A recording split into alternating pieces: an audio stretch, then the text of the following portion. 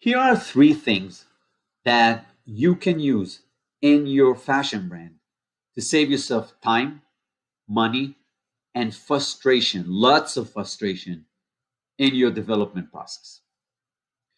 The first thing is do your homework. Get really clear on who is your target customer, what is your target retail price, and your market positioning.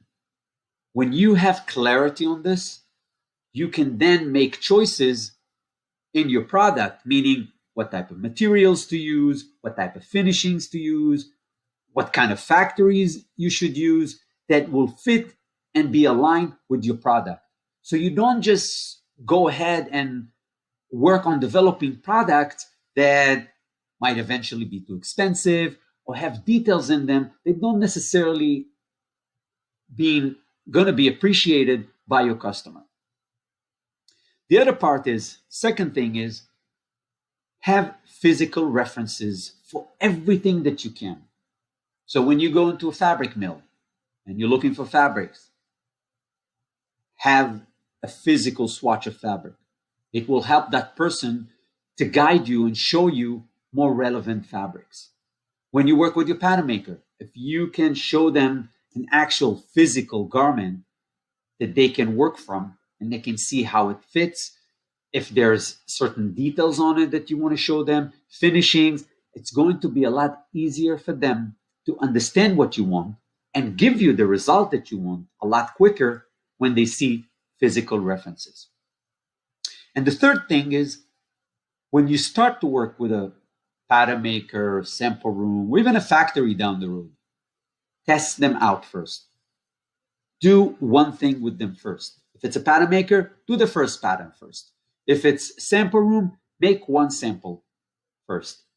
The thing is, a factory or sample room or pattern maker can be as good as they can, but they might not be the right fit for you. They might not be the right fit for your product. And you would not know that until they're actually going to work on your product. And I've seen it many times. Great factories who creates product for great brands, the products look good, but then when the designers start to work with them, for some reason, it's not a match.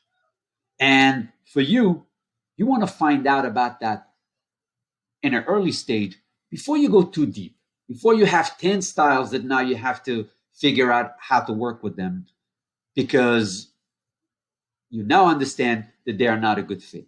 So do things in smaller steps. Make that first steps, test them out. This way you can not just test if they can do the right work or not, but you can test the communication with them, if they're accountable for what they say. You can test the whole process of what it would look like to work with that person or with that company before you go and invest all your money and time with them. I hope you find it useful. Let me know if you have any comments, any ideas, any thoughts, any questions. Have a great day, and I'll see you soon.